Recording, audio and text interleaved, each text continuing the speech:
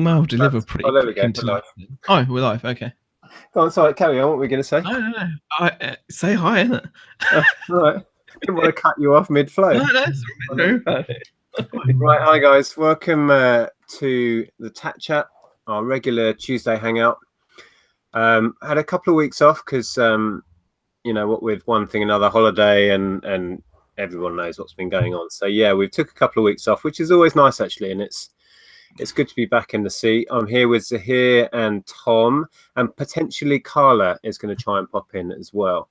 So how are you doing, Zahir, first? Very good. Just enjoying like the cooler temperatures at the moment, only by a little bit, but it's been a nice respite from the heat. Yeah, other than that, just been keeping busy and yeah, chilling. How are you, Tom? How was your antique fair? Yeah, good man. Yeah, I've been. I went away for the weekend, did an antiques fair, that sort of thing. But yeah, I'm back on listing on eBay, merchant fulfilled stuff, going through all my Amazon, destroying hundreds and hundreds of items. You know, usual stuff. How are you finding that? Is that painful or is that quite cathartic? It's painful because last year they said your fees are going to be $1,500 to store all this stuff unless you do something. So I had loads destroyed. I had hundreds of items returned, and they still charged me the same amount anyway. So, yeah. And then I kicked off about it, and they just went through the, you know, like the endless cycle of computer says no kind of type stuff. So I don't expect anything different this year anyway. The thing is, you can't avoid that situation then, can you? Because you're going to get some form of charge on the level of inventory you've got. There's no... It's cost of doing business, Steve. Yeah. That is pretty bonkers. Getting stuff destroyed at FBA is a weird one. I haven't, you know, done it as anywhere near as much as I'm sure you are at the moment, Tom. But it's a weird situation, paying for the privilege of getting rid of your own stock, which in some cases will be perfectly decent stuff. Yeah. It's not worth having it sent back, which costs you. It's not worth paying the storage to keep it there because it's never going to sell. And it's just a weird scenario to be in. He is trying to explain that to somebody who isn't in the sort of line of work. It would seem like it'd be impossible to explain. Yeah, it sounds like lunacy. It really does. You've got to have limits, though, haven't you? Especially when you've got like a big inventory, you've got to have limits that you draw and say, actually, okay, I'll take that on the chin, and you know, you just hope that overall your wins are bigger than your losses, and they, you know, obviously most of the time wins are always better, and it allows you to, like you say, take it as a cost of business. Because as scary as sometimes Amazon can sound when people are talking about stuff like destroying inventory and just generally like the I don't know, the hoops or the slightly higher barrier to entry. I mean, I do only say slightly because it is only a slightly higher barrier to entry, and by that I just mean the website looks a bit more scary than eBay's, that's all. But once you're on it, the obviously what you can get for certain items is insane. I mean, it boggles the mind, and it kind of softens the blow, I suppose, of when you do have to do these types of things like destroy items. I mean, I'm luckily haven't got the situation where anything needs destroying. Well, they are going to charge me, but it's so little money that it doesn't matter. It's a book on caves. Yeah. It's a totally different mindset to eBay. It really is. Yeah. It's completely. I mean, I couldn't believe, like, this week I think I sold like an action figure that on eBay you're lucky to get 20-25 quid for. It sold for 80 quid, and I'm like, I just don't get it. I'm like, wow, I went for it, and you know, I based it off, there was a merchant selling it at 60, and so I thought, well, obviously I'm FBA, so I've got to be 80, right? That's how it works. that was the and yeah, and it's like, you know, I paid 15 quid for this item at a car boot sale. It was one of those like T2 Arnie figures, like NECA ones, and you see them on eBay, and they're like, you're lucky to get, you know, 20 quid, 25 quid. But it's crazy. Like, you could go all in and buy a few of those, and then you're stuck with them. Yeah. Well, yeah. This one sold. Well, that one sold. It didn't sell immediately. It wasn't like I sent it up and it sold. It took a good few months to sell. and I only did it because I paid 15 quid for that one. I mean, it's not the kind of thing I'd want to just go out there and just, buy in bulk, because you're right, you'd be sat on them for a long time, and then I've just heard from Carla, guys. I just want to say she's not home yet, so it's unlikely she'll pop in, but she may still drop in. Okay. Welcome everybody if you've just joined us. We've got Tom and Zahir here, and I was hoping Carla was going to pop in and chat with us, but that may not happen now. Let me just say a few hellos. We've ignored the chat. Let me scroll back and say hello. Hey, Peter and Adrian. Easy G, hi there. Tap Peddler, Chelsea, welcome. You may see from the title, I wanted to talk a little bit about charity shops. It's a perennial subject that comes up a lot in the Tat Chat group, and I wanted to discuss our opinions on charity shops as a sourcing opportunity, and also do they get a bad rap? Because most posts about charity shops are complaining. Let's be honest, most posts you see, and I want to know your opinions on whether that's fair or whether it's unfair to have a go at charity shops, because they're there to make money. All of that. So we've discussed it before, but I thought it'd be worth revisiting. It's a shame if Carla can't make it, because I'm sure she's got some good stories about charity shops. So that's the idea. Let me scroll to the end of the chat. We've got Bumblebee is in, Amy F, Cherry Picker, Phoebe's in there. I did message Darren, Phoebe. I don't know if he got it. I don't know if I sent him the link, actually. I'll drop the link to Darren if he's about. Let me do that before I forget.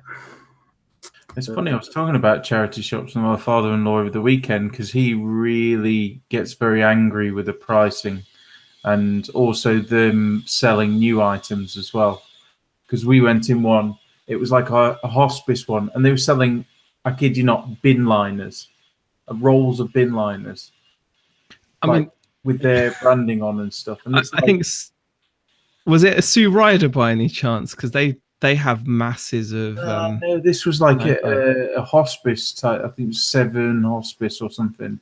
Oh, okay. I've seen stuff in Sue Ryder where it's like they've got they sell statues and yeah. Well, I was out today. Andrea and Ellen are still away, so I'm kind of just. It's weird being here properly alone, obviously without Monty now, which is totally weird. So I thought I need to get out of the house, and I was just bumbling around Hitchin, which is full of charity shops. You guys know what it's like down there.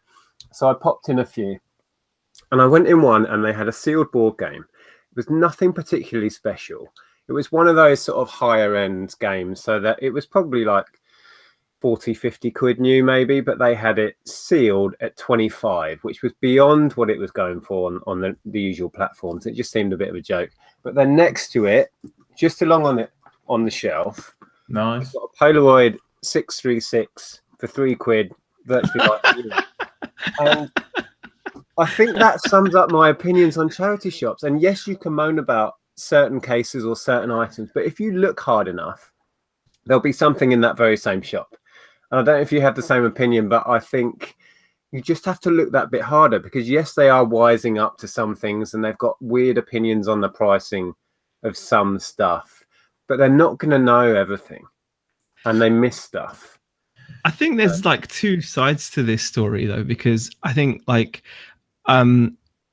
think sometimes people get wound up. Like, for example, like you mentioning your family member Tom got wound up about the pricing and you're selling new items. It's because I think a lot of people are aware about the amount of subsidies you get as a charity, and when small business is at on the high street is in such a weak state, small businesses are going out of business all the time. Even big businesses, high street shops are struggling, and then you've got what seems like an endless amount of branches, and it's getting to the stage now where one charity will now have not just one, but they'll have shops devoted to separate things within the same town. So you might go into a town and you'll see an Oxfam, for example, which is devoted to books and media. Then they'll have their bric-a-brac version. Or you might have a charity shop which has 2 branches on the same high street, one for furniture and one for whatever. And it's like, we appreciate it's for charity, but the subsidies these guys are getting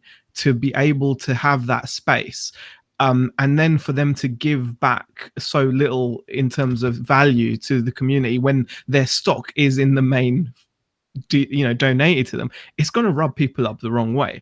Now obviously when that's coming from someone that resells, that point has like a little bit of its kind of, I don't know, strength taken away, because people will say, well, you shouldn't be profiting off them. But if you're just an average shopper and you don't have the variety of shops that you used to have to go to anyway, right? Like when I was shopping, when I was younger, I used to have a BT's, a HMV, a Virgin, an electronics boutique. I could go to all these different shops that catered to my needs. Now there are barely any. So even if you're just a shopper and you go to your high street, you haven't really got a choice. You have to shop at these charity shops. It's not even the thing now where you've got a lot of variety. And then if you're going in as a shopper and you're seeing those prices, it would wind me up severely. Yeah, it would.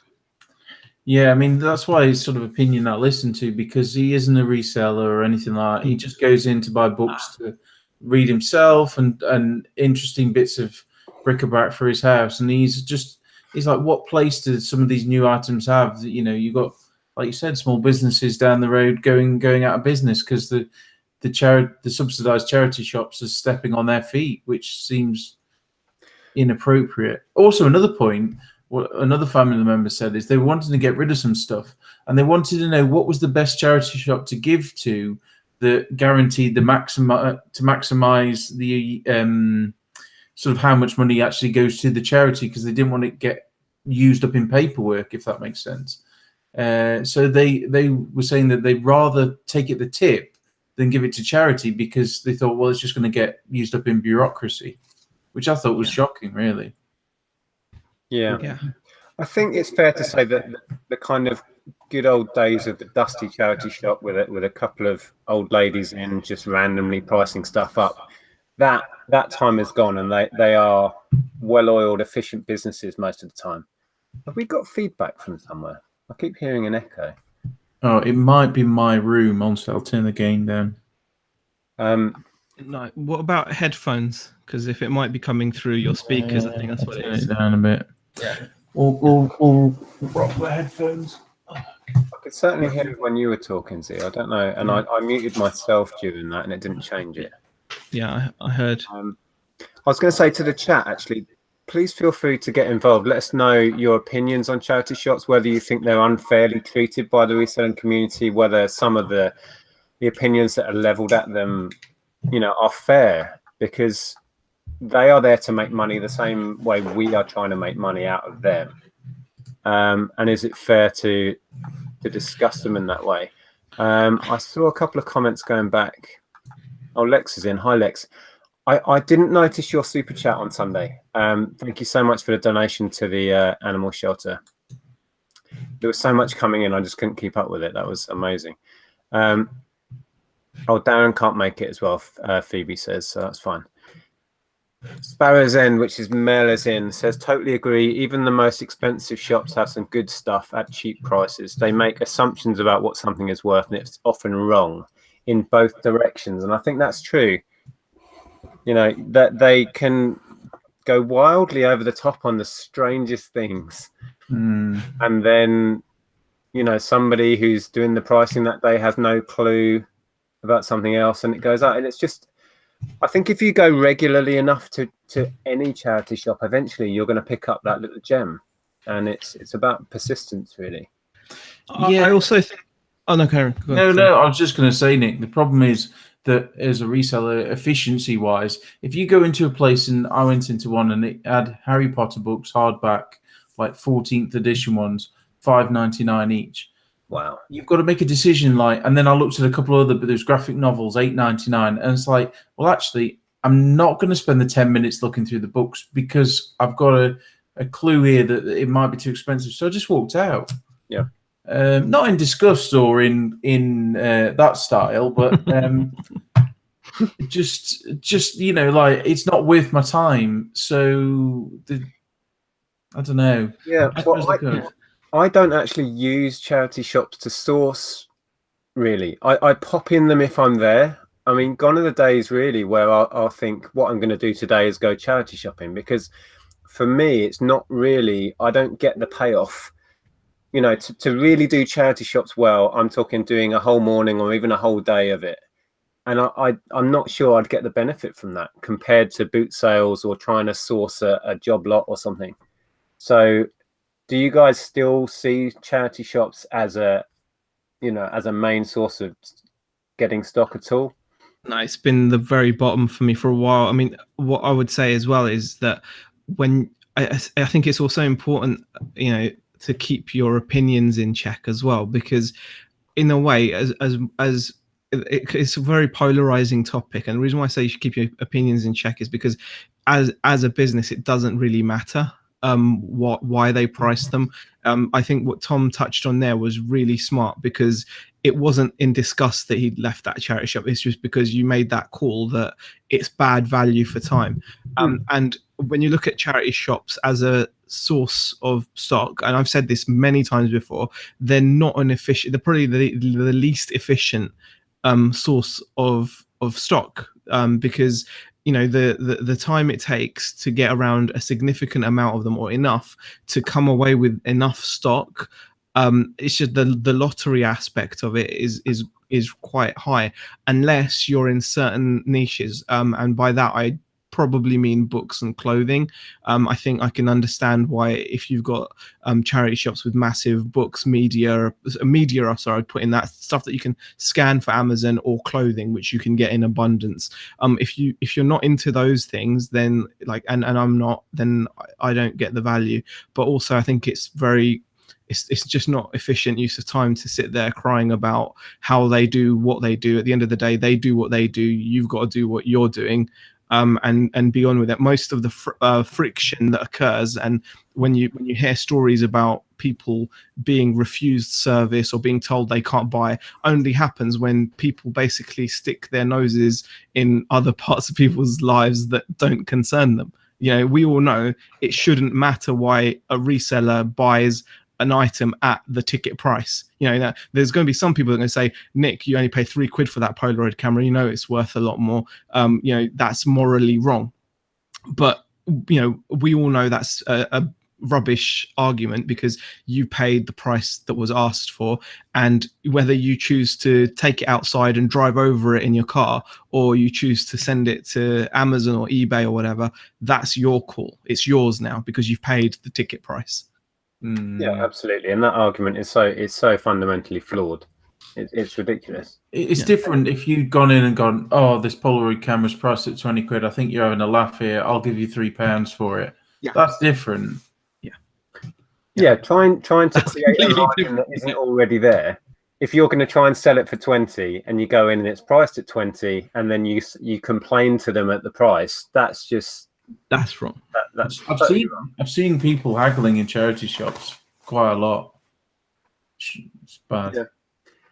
And what was the charity shop open to it? Do you remember?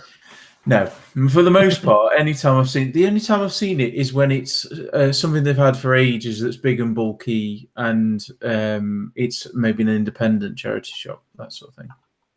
Yeah.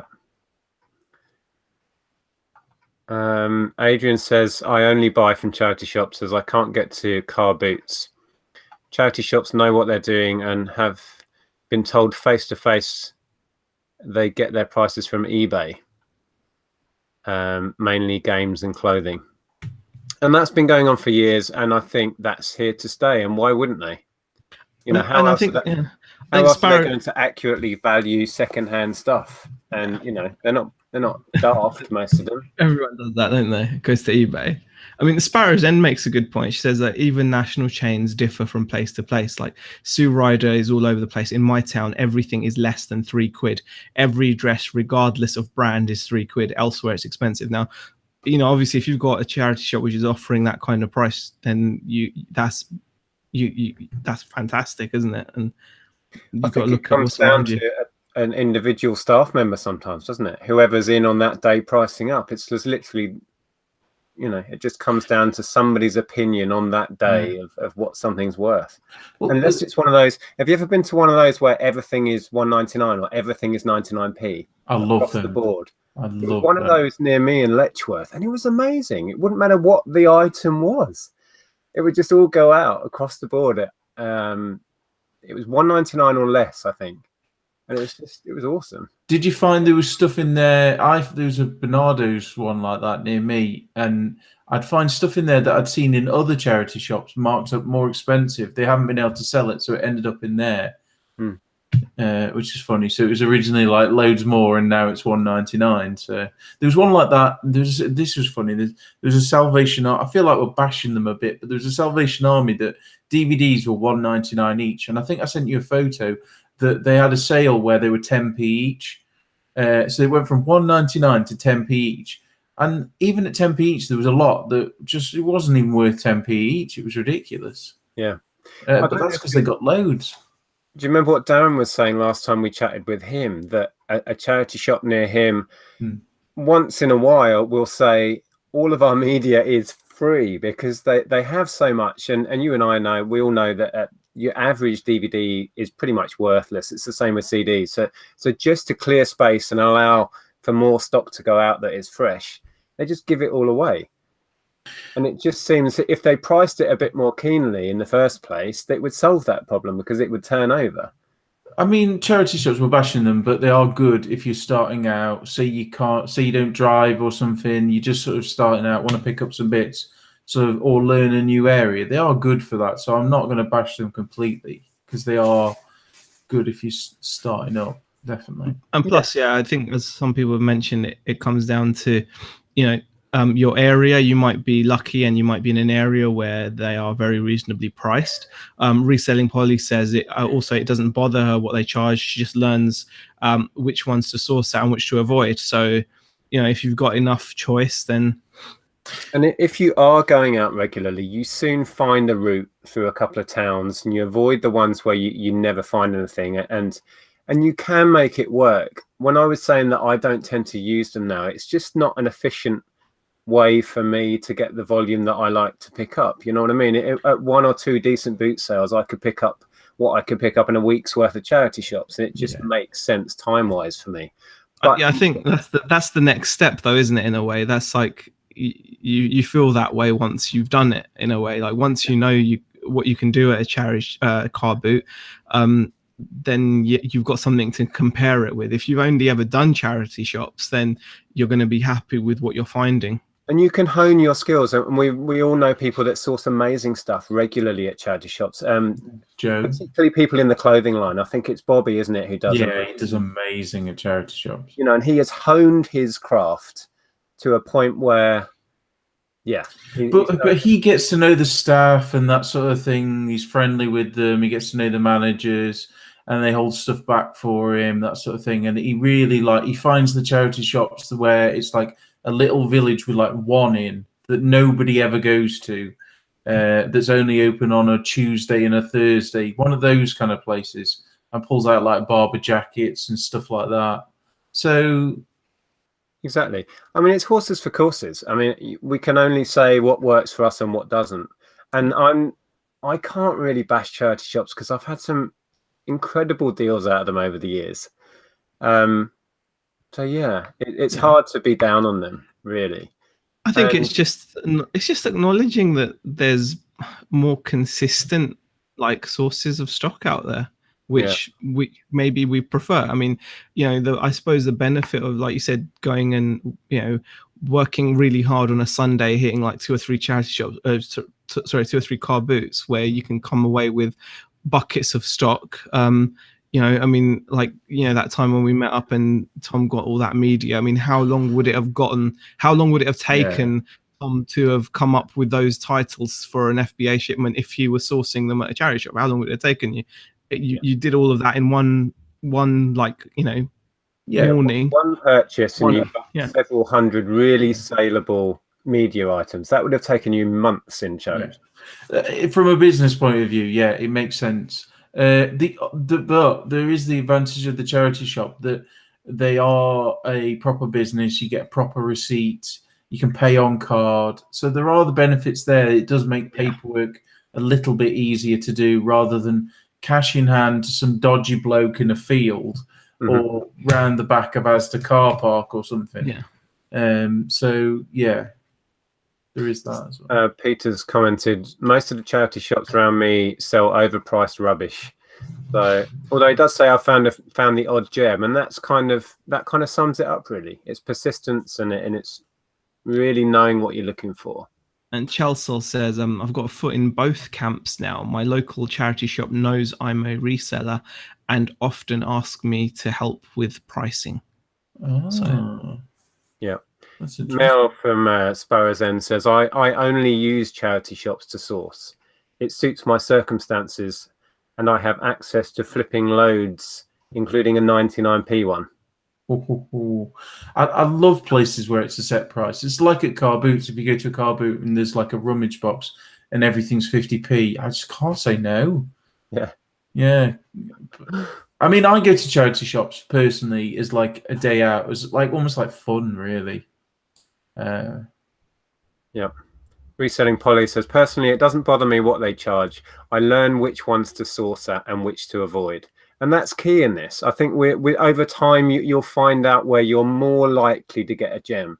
But in saying that, you know, we have an Oxfam here that I'm sure you've been in, Tom, and it is crazy priced. And the British Heart Foundation as well. But I think you found a couple of gems in that British Heart Foundation here. And I have over the years. But it's, you know which ones you're more likely to actually find stuff. And these were in one that's a local charity to us. And I find that if I'm in town for half an hour, I'll pop to a couple that I know I'm more likely. And this, it's not worth big money, but I love this. I love it as well. Dizzy Dinosaur, the MB Classic. And that was priced at £2, which is right on the button for me. That's perfect. And look, how's the dinosaur? Does it, because I got one and the dinosaur just wouldn't move. Yeah, I've had a few of these and the dinosaur is a bit hit and miss.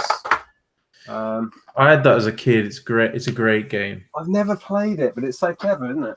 Yeah. I'll find a knife and then we'll have a quick look. I'm a bit worried, Nick. It does say complete, so there'll probably be a jigsaw puzzle in there. Yeah. Complete with what? Yeah. What have they put in the box? Yeah. I mean, I know we've moaned about that before, Tom, but it does really get my blood boiling when they go to the trouble of putting complete checked on it. And you open it up and there's like a couple of old batteries, a box of matches, dead spider, and half the bits. And you think, well, who checked this then? Right, here's a little dinosaur. He's a wind-up little dinosaur. And he spins round and he runs across the board. And I think he knocks over the little tokens. Is that how it works? You've got to try and keep your coloured tokens up or something. So he should run around.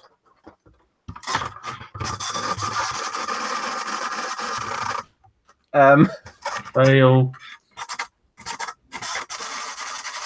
It's probably be all right. It's attempting it. I need to play around with that. Yeah. Give it a good wind up. Just make sure it hasn't got one of those boards that's got a split in it. Oh yeah, let's start that one. Well, there is a board in there. Anyway, that's that. No, it should be all right. I remember they weren't the best anyway. You really had to wind them up. Oh, okay. Right, let me scroll down. Sparrow's End says the 99p charity shop is always desperate for stock. Their turnover is huge and fast, and I often wonder if they're making more for the charity because of that than the ones that charge more. Most likely. Well, I mean, considering it's all, yeah. Well, in a way, if you think about it, everything they get is donated to them. So the cost of goods, in theory, is nil, right? So if they're just shifting tons and tons at 99p, they're going to make more money than someone that's because to price things takes time. It takes manpower, doesn't it? So which then means you're slower because you're not getting the stuff on the shelves. Because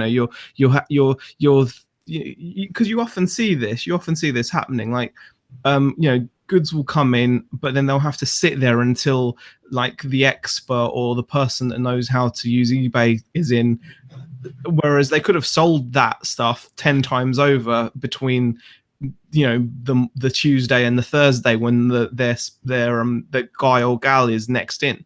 You know, it's just common sense. It's just like, if you don't have to worry about, you know, value, you can just be like a quid for everything and it all goes, doesn't it? Yeah, I'm pretty sure they make more doing it that way. I Yeah. mean, I don't think getting hold of the stock is the issue for most of these charity shops. In fact, some around here turn it away. The sign's up saying no more stock in some of ours. And it's like, if also, like I said, if I go into town, I will pick one or a couple. And in Hitchin, I think there's 11 or 12.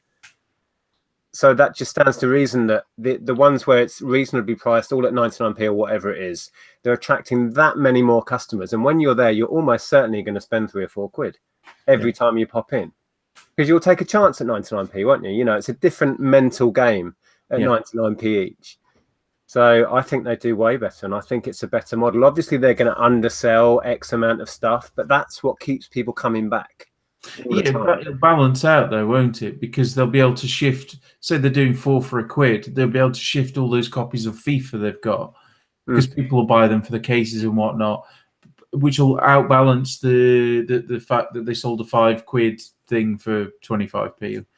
Someone's mentioned in the chat, some of your American viewers, about thrift stores and the mega thrift stores, and what your opinion. I can't remember who said it, but what your opinions are of like having a mega charity shop.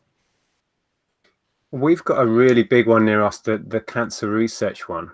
I don't know if I went there with you, Tom, when you were down. I don't think we did. No, I know Darren kept that one hidden. And yeah, that one's actually really good because they get so much stock and they're all about turning it over, and they have really reasonably priced stuff in there. And yeah, I love it. Actually, I've obviously just come back from America. I've got a video coming out where we went to 2 big thrift store style places, Salvation Army, and I think it was a Goodwill. And they were great. They were absolute chaos, the ones we went to. Just craziness. Piles of stuff, you know what I mean? Just mountains of stuff.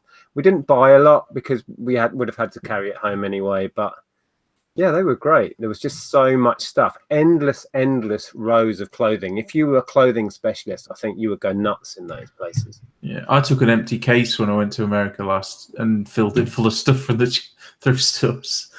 Why am I not surprised? How did you find them then, the charity shops? I thought it was difficult because of the whole, you got to add tax on the end business and all that, which was a bit weird. And also, the ones I went in, I was so spoilt by the UK ones where, say clothes, say something's got a hole in or is missing a zipper or anything like that, they just won't put it out or go in the rag pile. But the ones I went to in America, they just put it out anyway. So there was endless. I was like, oh, cool, Spyro on PS1. I'll go get that. Open it up, no disc. And I found that harder. That there was seemingly no filtering.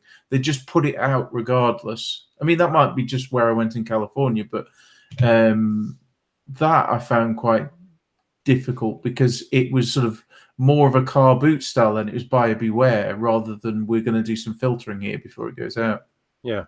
What I found interesting and quite good that they're kind of like a one-stop shop for everything. They'll have a big furniture department in that corner and a massive clothing department here, and then a whole row full of toys and games and stuff. And it was just great. The scale of it was fantastic. And if you were going as the end user, if you're, I don't know, one of your kids was setting up home and it's like, we need to do this on a budget, you could go to one of these places and set up a home. Yeah. It was that awesome. There's so much volume of stuff. So in that sense, it was great. And there's not many like that in the UK that are big enough to go and buy a bed and a lamp and some computer games while you're there or whatever it is. You know what I mean? Isn't there the one near Uzi in Preston, that Emmaus? There is. They it's like it took over a B&Q. Wow. So yeah, it's an old B&Q warehouse, but they really could do probably more with the space. There's a lot more in there now, but I think it's more furniture orientated. There's not like a huge clothing section. There's not a huge bric-a-brac, or it's not very well organized. It seems like it's the same stuff in there time after time. But it's great if you're looking, like you said, if you needed to furnish a new place or something. It's great for that. There used to be a massive one in Stoke, and it was like, Nick, you would have loved it. It was rows and rows of media, all the books together, all the CDs together, like massive. There's tens of thousands of CDs there. It was amazing. And then one day it shut down because it's something like Bob was telling me. It turned out it actually wasn't a charity. It wasn't a registered charity. It was like a for-profit business. So, that's interesting. There's one that, on the face of it, looks like a charity shop, acts like a charity shop, and isn't a charity. And that's in a town. It's a fair drive from here. I've been there a couple of times. And it's interesting. It's run and it supports local ventures or something, but it's actually a business. But it's kind of almost like disguising itself as a charity shop, but it's not.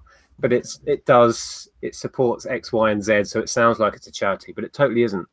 Well, some of the clothing, those clothing bins that look like that you think are charity bins, were in like Morrison's car park or whatnot. You got to be careful with some of those because some of those aren't charities. They're owned privately, aren't they? And the rag man comes in his van. Yeah, I've seen them. So it's worded really, really well.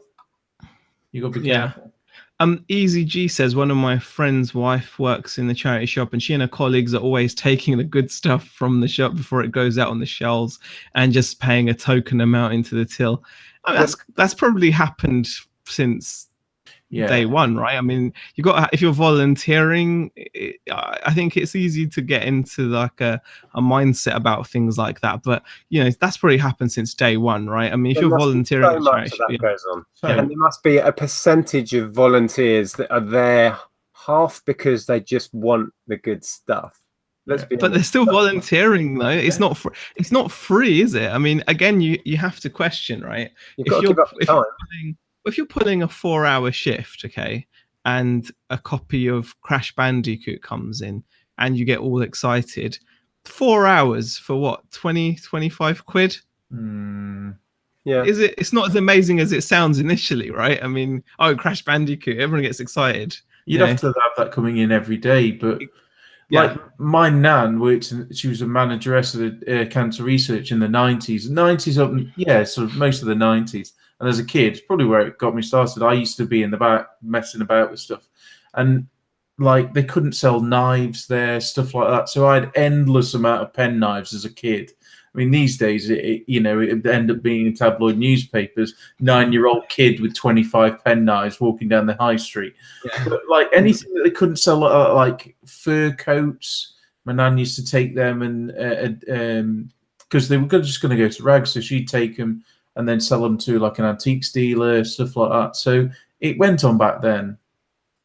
Yeah, definitely. Stu Mandry's got an interesting comment. It says charity shops are good for signed books, usually autobiographies. Always an easy way to make 10 or 20 times your investment. I completely agree with that. And the top tip for that is when you're scanning, it's always going to be hardback books. And if it says book, BCA, Book Club Association, it's never going to be one of those on the spine. And also, if you look where the front page is, you can nearly always see there's a gap in the pages, and that's where it's been pulled open and pressed down while they signed it. So if you look for the little gap at the front, that's normally quite a good sign. I found loads. Diesel Engine Freaks made a comment which makes me feel really like wow, because I'm ignorant to this. I had no idea that Goodwill, Value Village, Savers in North America look like charities but are for-profit businesses. I didn't know that. I thought Goodwill was a. Oh, yeah. I did not know that. No, it's interesting, isn't it? Because is that why they're seen as different? Their stock? I assume people are donating the same way as people donate to charity. And I'll be interested to know how many of the donators assume they're donating to charity. The name is Goodwill. That makes me think. Yeah. Is it something like there's a tax write-off as well? I know if you're a business, you can write it off against your tax if you make a charitable donation. That's in America, but I don't know about the UK. So I'm not the Speed Trap Collectibles says yes, they are. Wow. Oh, so they are charities or they're not? We need to get clarification on that. I'll have to check it out because I don't want to say they're not if they Google are. And CEO gets 6 figures. Someone's put. How do people feel? This is from Fabian King. How do people feel about being known as a reseller by local charity shops? I don't think I'm known around here, and I've never done that thing where I've got to know them and gone out the back, and that's beyond where I feel comfortable. I think, Tom, you've got to know a couple, haven't you? I used to. There was a couple of local ones where I knew them, like the managers and stuff like that, and I built up a rapport. And there was one that I used to go in and get books, and then the blinking manager left, didn't she? So now I'm like, I did all this work paying up for stuff, and now it's just shut off. And the new one is like, yep, everything's looked up on eBay. No, you can't come in the back. Like good stuff gets, if it is not sold, it just goes to the rag man. It's like, oh. So now I'm like, does that work putting into building up a rapport? Is it worth it? So, don't know. Bob does well, though, as like I said. Who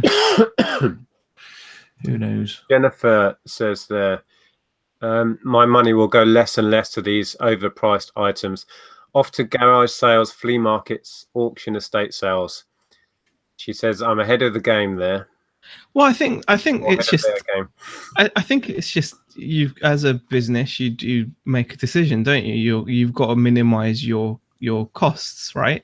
So if you find that a source is becoming expensive, and to be fair, that applies to anything. Even if you went to car boots and then all of a sudden you noticed a trend where it's getting exorbitantly expensive, because at the moment, yes, we all agree that prices have gone up over the years, but that's bound to happen. But if it ever got to the point where it was just silly, then and some people have experienced it to the extent already where they've probably stopped going, or or you go to an auction and you find that items are fetching far too much money at auction, you stop going there. It's as simple as that. You just have to keep, and buying in bulk or wholesale doesn't protect you from that either. If you're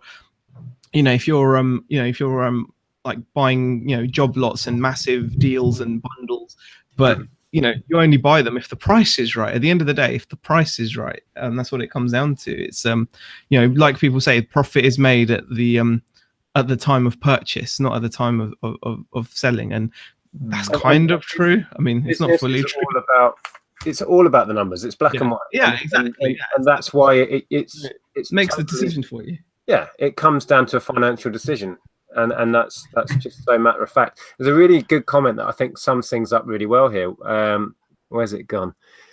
Houdini's long box says people are very quick to bash charity shops one week and brag the next week about a bargain they got, and it's so true. And that kind of sums it up. The bargains are still there, as I found today with the Polaroid, but perhaps it's getting that a little bit harder to find them.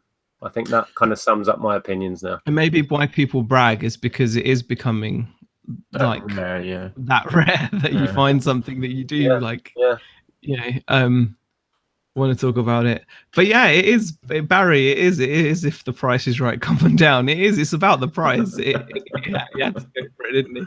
It is though, and in the end, that is what's going to make your decision for you, whether you continue visiting them or not. I mean, I think as Nick has touched on, and as Thomas touched on, I agree with them that they're not necessarily the most efficient ways of sourcing. And I think that adds to the cost of your goods, right? I mean, I think sometimes it's easy to ignore that and just look at how much you bought something for and how much you sold it for, and ignore everything that you've done in between. I mean, there's been days where we went to charity shops and like it would have taken us like 5-6 hours to get around a whole bunch of them, and we might have found 1 or 2 items, but then when you put it into context of the 5 or 6 hours you'd already put in before you've even prepared and sold the item, then suddenly you start thinking, hold on, this is really not as efficient as it needs to be. Yeah, the good thing about charity shops as well is you don't have to get up at 5 o'clock in the morning, which is a good thing. That's true. Saying that, car boots as well, I found more and more, I'm not going to go on that tangent, but more and more are like professional, maybe declaring it sellers, and less private sellers. So they're changing as well. So I think you've just got to be always adaptable, not just because I found that I was relying too much on charity shops and I was like, I can't find anything. Yeah, you spot on. Adaptable is the key. You can't feel safe no matter what you're doing. Like, it's very easy to be like sat there and be smug and be like, oh yeah, I'm like ahead of the game because I'm buying in bulk. I get, I've got a contact. Like for example, I've been talking about, I've got a contact, I can buy a bunch more RC stuff. Well, what if suddenly the guy decides that I can't buy more RC stuff? What if suddenly the next time I go there, the prices go up by 30%? Is it still a good deal? No. And then I'm in the same boat. You have to constantly be thinking of, just like we talk about like multiple sources of income and things like that. You've got to have multiple sources of sourcing your stock, because things are changing. Just going back quickly to Goodwill, it looks like a couple of people, Ian Hawkins and PGH Picks, have looked it up. It looks like, it says, founded in 1902, Goodwill Industries International is in fact a non-profit organization, and the money its thrift stores make goes towards community programs. So it's like a tax write-off. Sums up that one. Adrian says there, I think this is interesting.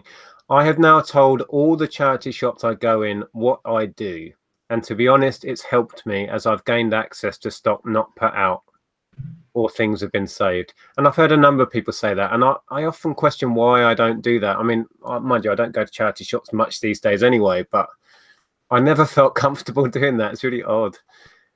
You just expect them to know who you are. That's what it is. Do you know who I am?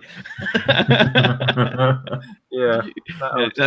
I mean, I think that's another reason to adapt and look at other sources, because in other environments it is taken as a given, isn't it? Like most auction houses that you go to, they assume that most of the people that are in the room, they'll assume that you're actually buying to profit rather than buying for yourself. And you'll often be able to tell that just by the comments that the auctioneer is making. Say if a lot's not selling, they're like, oh, there must be money in this still. That they know that the regulars that are there are not just buying it and piling it up in their house unless it's Tom.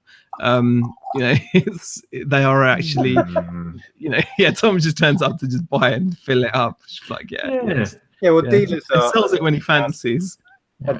Dealers are their bread and butter, and they know that, and they're pandering to dealers, and they know exactly what to say to get them interested, etc. And then that takes away the do I say that, because you genuinely don't know how someone's going to react. I mean, it's great that it's worked there for Mr. Diggs, and it has worked for a lot of people. A lot of people have espoused the benefits of it. And I remember, like, when we chatted to Chad, he's like a massive I mean, he lives his business card out to like waitresses and stuff, like, in case they've got anything to sell when they've had their morning breakfast or whatever. He's just any casual conversation. I just imagine him fishing it out. Like, by the way, I buy and sell stuff. Here's my card.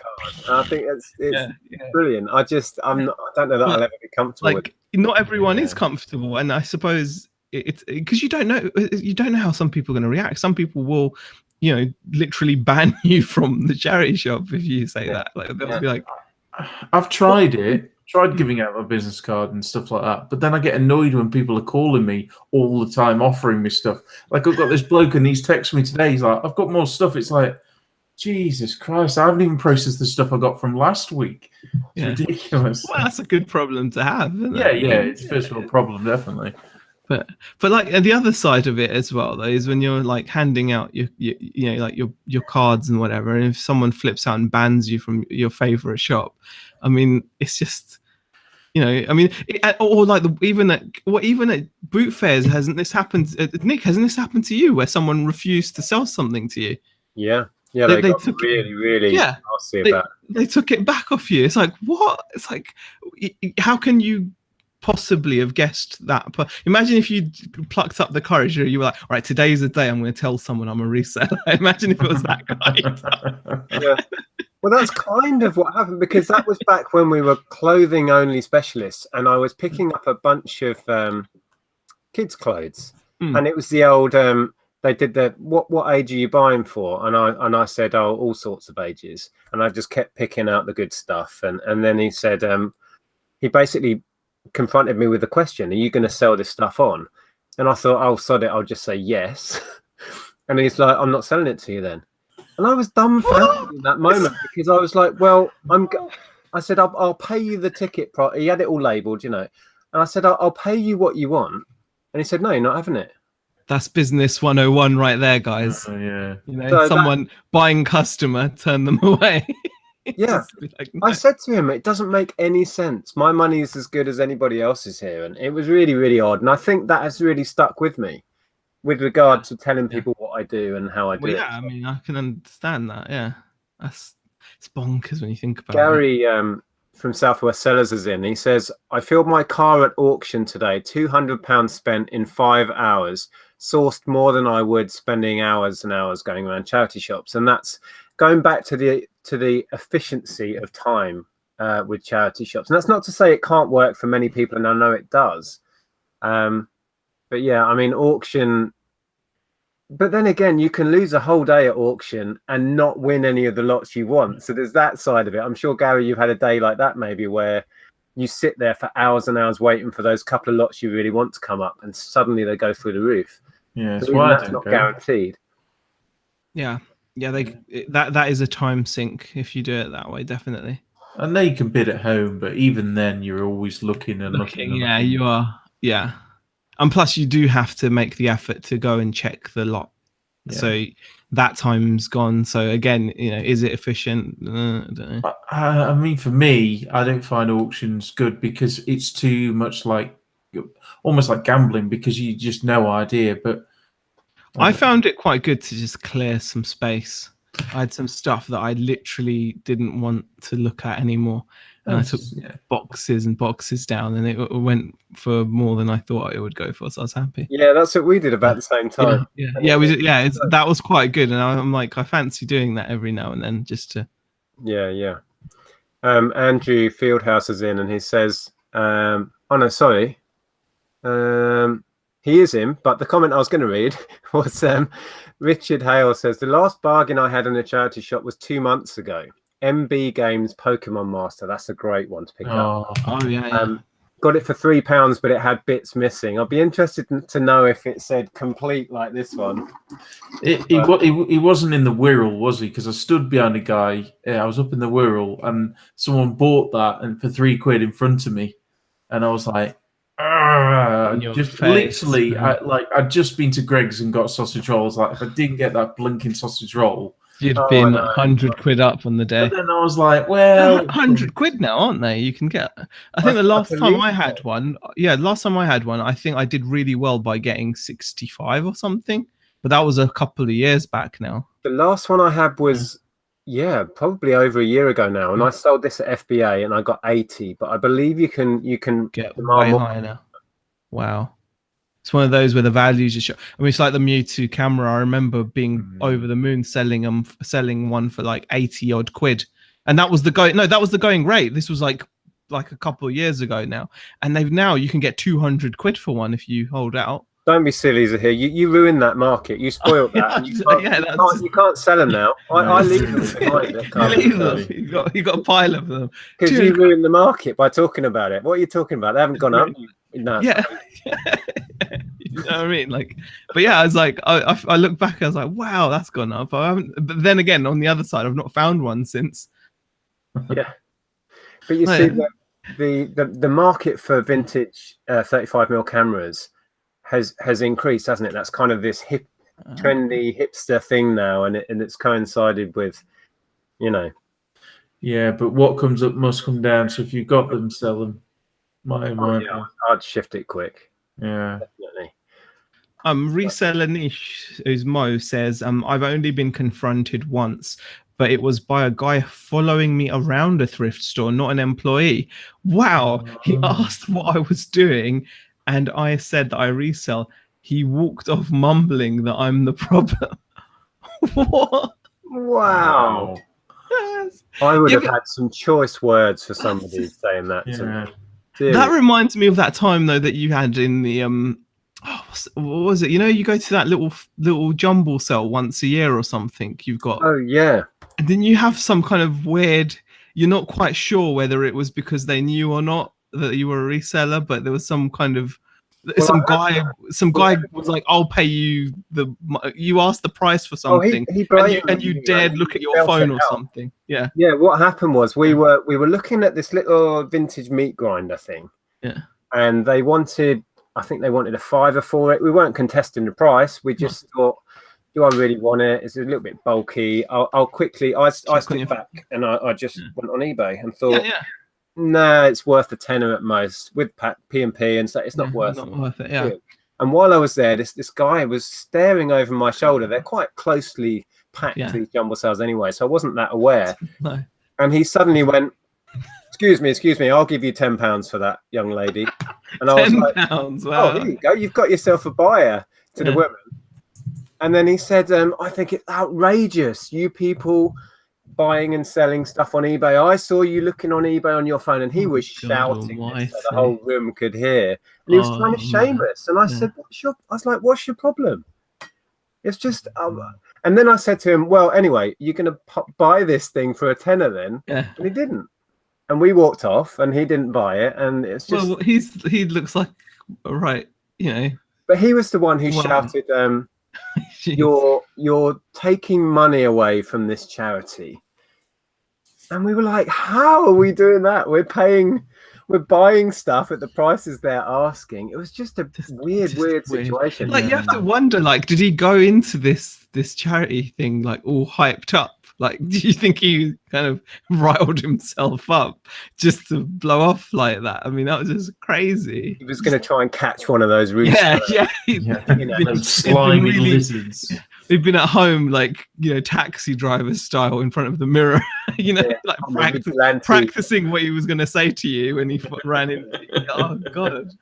I had something similar, actually, at the weekend at this antiques fair. I was just wandering around because I was bored. I'd had a million cups of tea. And there was a stall there where everything was £1 in this thing. And I was looking through it and my phone went off and it was a text message. And I was legitimately looking at this text message. And the woman was proper, like, bee in a bonnet. She's like, I can't believe you're looking that up. It's only £1. Like, how dare you, kind of thing. And I literally showed her when it's a text. Look, you can see here. Because I was like, really? Yeah, she was still like... God, like, whatever. You know, like some people, like I actually had this one scenario. You know, when people do really charge like very low prices for their stuff and they're desperate for them to sell. And I will say, in this case, this guy seemed like he was a regular dealer. He was there every week with the same crud, right? And I made the mistake of picking up an item that he had, and it was like £1. And you know. Like I was just like, he was like, it's only £1. It's a bargain. And I was like, oh, thanks. Yeah, I'm just looking at it. And I put it down. And he was offended that I put it down. Like he was like, what? He was almost at the stage, I think, in the morning where it was like, what more can I do to get someone to buy my crud? And I was like, well, you know, I didn't know what to say. Like he was proper fuming. And I was just like, yeah, cheers, mate. Like, you know, Becca and I just walked up and he was like mumbling properly to his missus or whatever. But it was like, it was almost as if they get to a point, I think, in the morning where they're sat there and no one's buying their rubbish. And then, like, you know, they just can't understand what else they can do because you can't really go any cheaper.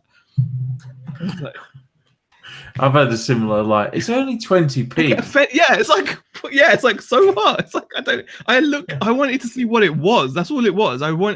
You know, when you see something and you don't know what it is, so you just pick it up to look at what it is. That's all. My curiosity was what got me into that situation. That was it. I had no intention of buying it, whether it was £1 or £10. It was just wasn't. Yeah, I've had that where you literally just pick up something and just sort of, oh, okay, that's interesting. and it's got let's say it's got £2 written on it. The moment you put it down, they go £1, and then you're like, oh no, I'm all right, 50p, and you're like, chill out. And you're walking off 20p, just buy it. It's like, have it, take it.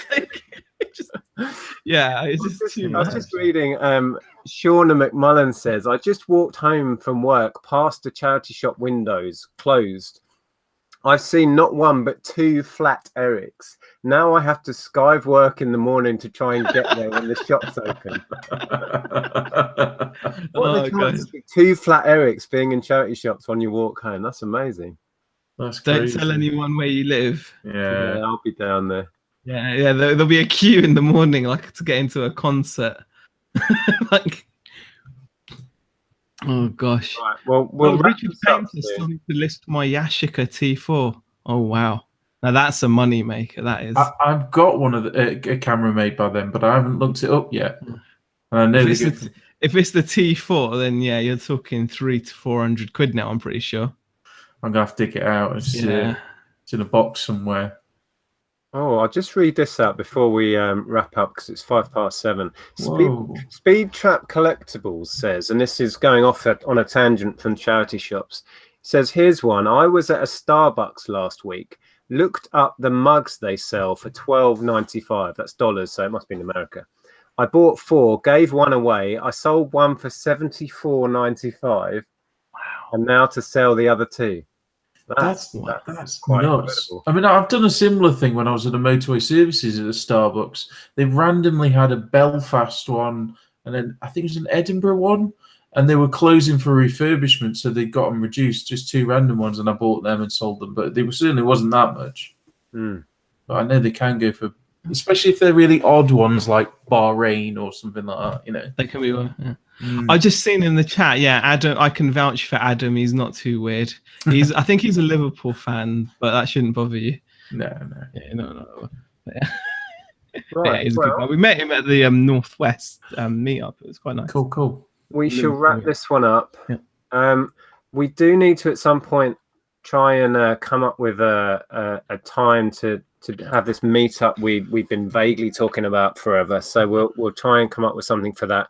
And then Tom and I, we need to get our heads together and come up with a date for this charity auction as well. Oh yeah, that would be so cool. Definitely. And also, if everyone could put F in the chat if you think that Sahir should come back on Facebook as well. Oh dear, that's harsh. I'm not talking about that at all. It's not even a topic. Oh look, David in. David super chatted again. You really don't have to, David. Wow. I do have to just thank you again though for David. I don't know if you saw, but I streamed just talking about what went on with Monty, and the chat kind of started donating to the dog's home. And I roughly totted it up. Somewhere between £200 and £300 was donated, 100 of which came from David M, which is far and beyond, what anyone could have expected. So thank you so much for that, David. The plan with all of that is we're going to write out a check for the amount that's been donated and take it over to the dog's home where Monty came from. And while I talk, there's about 20 Fs coming in. F for Facebook. Whatever. Sorry, Z. I couldn't help. I know. I wouldn't expect any less, Tom. Right. Well, thank you so much, guys, for chatting with me. I know we've talked about charity shops before, but it's always interesting to revisit and find out what people's opinions are in the chat as well. It's a shame Carla couldn't make it. Maybe next time. Like I said before, with these Tuesday Tat Chats, we're going to try and get more people involved and reach out to different YouTubers and make it more of a kind of revolving kind of panel show thing. So yeah, that was fun. Thank you, Tom. Thank you, Zahir. Yeah, no worries. Cheers. I think it's always worth revisiting, definitely, because like we said, you have to adapt to so much in this, and things change. Who knows? We might be sat here next time saying like how incredible they are, and they're now above auctions and job lots and car boots. You never know. You never know. They might be watching, in fact. So and they might be thinking, oh yeah, we better lower our prices. Yeah. And thank you, Lisa. I did see your comment earlier saying that I look better. It's going to take time, but yeah, it's nice to talk about something else and just just you know, go back to talking about tat for a while. Exactly. Thanks, guys. We'll be back next Tuesday on Zahir's channel. We'll see you there.